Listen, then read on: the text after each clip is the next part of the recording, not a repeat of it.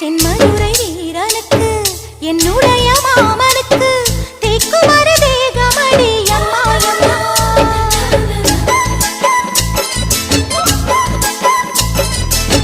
மாமன் பெற்ற பெண்ணுனக்கு மையெழுதும் கண் எதுக்கு என்னை வந்து கொல்லுதடி அம்மா அம்மா.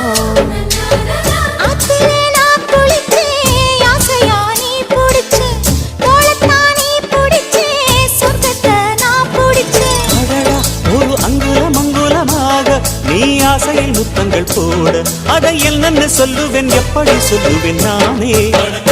சந்தனமே குங்குமமே நில்லடியோ இனிக்கும் செந்தமிழில்